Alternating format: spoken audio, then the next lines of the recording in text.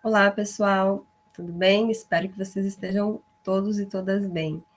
Bom, hoje eu estou gravando esse vídeo, né, para fazer uma retomada de alguns conceitos que fazem parte da temática desse terceiro bimestre que nós trabalhamos e que essa retomada ela possa ser um auxílio aí, um apoio para que vocês desenvolvam os argumentos da produção textual deste roteiro, né? Então, considerando como a professora Patrícia já colocou nas orientações da estrutura do texto, que é uma retomada da temática do roteiro 6, né, do nosso terceiro bimestre.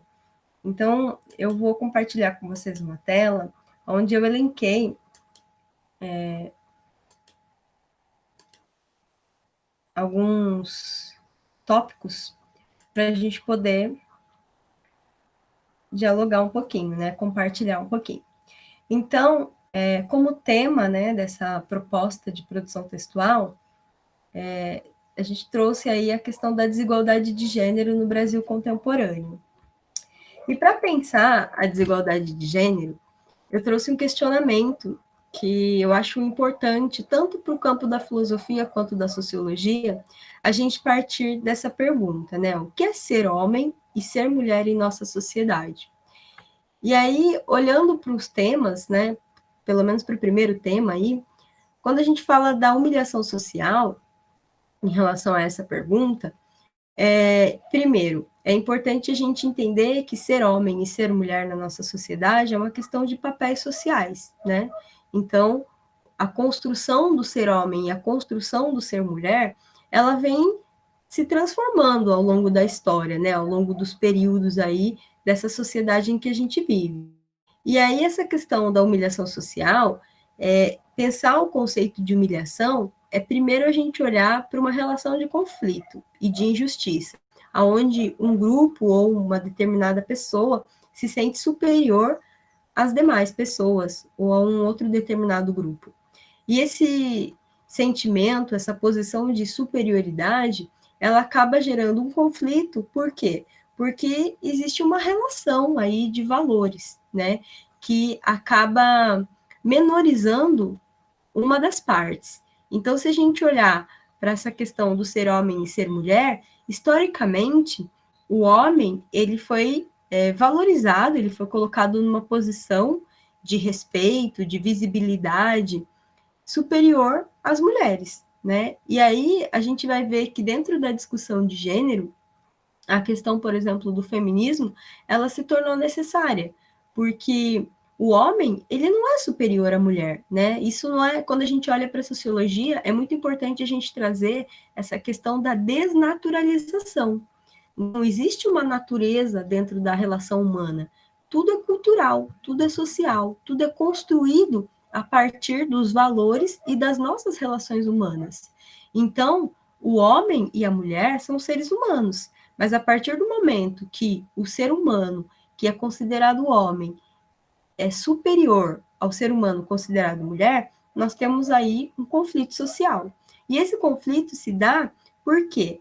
Porque em muitos momentos na história, e não em muitos momentos tão longe, a gente vê essas questões até os dias de hoje, né? Por isso, esse movimento que a gente chama de feminismo, ele se faz importante.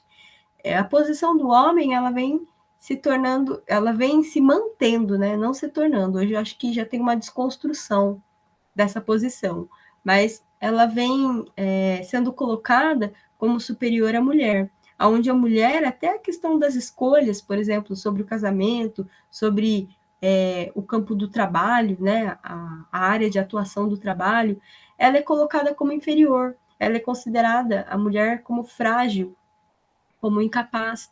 Então, essa invisibilidade da figura da mulher na sociedade, ela se tornou um problema histórico.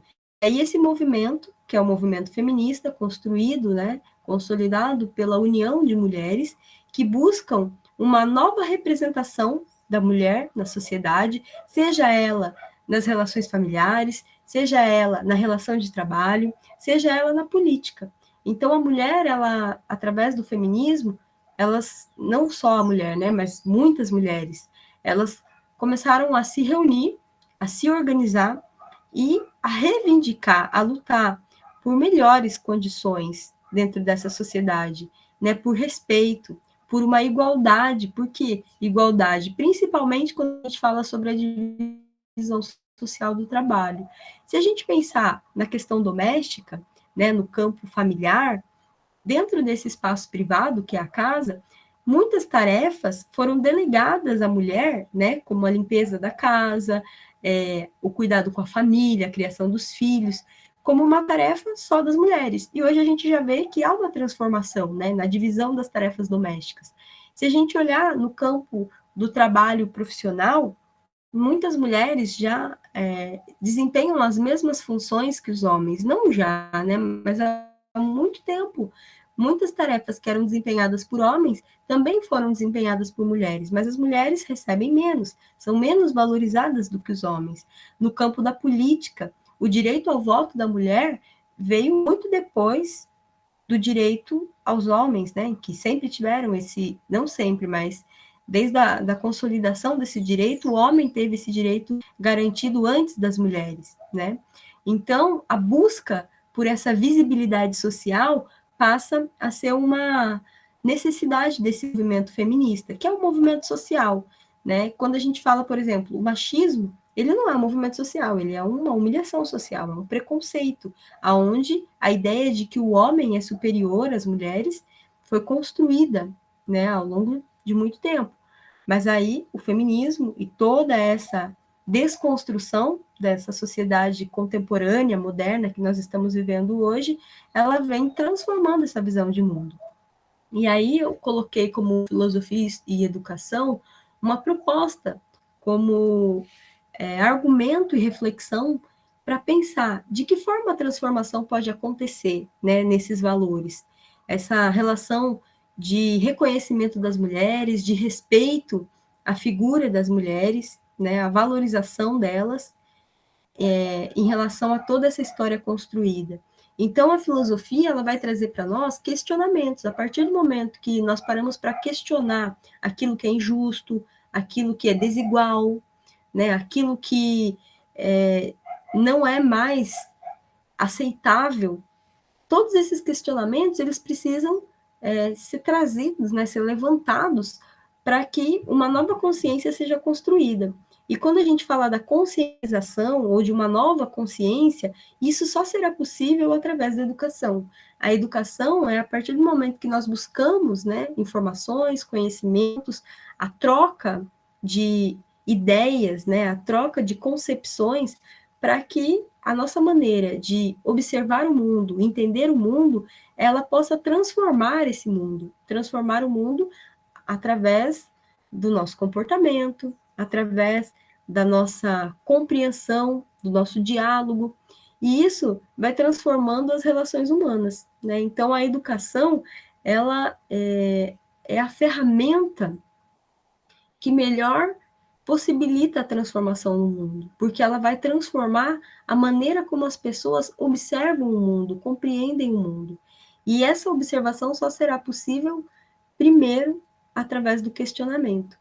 Então, é um convite mesmo para vocês pensarem sobre essas questões e, na maneira da interpretação de vocês, tentem argumentar, né? Tentem trazer assim a importância da reflexão, a importância das lutas históricas, das conquistas históricas para a transformação da sociedade, né? Então, as questões de gênero são debates que permeiam a nossa vida hoje, né? Estão relacionadas com a maneira como nós também nos percebemos no mundo, nos percebemos na família, na escola, e também quem já trabalha no trabalho, mas quem ainda não trabalha, logo mais no trabalho.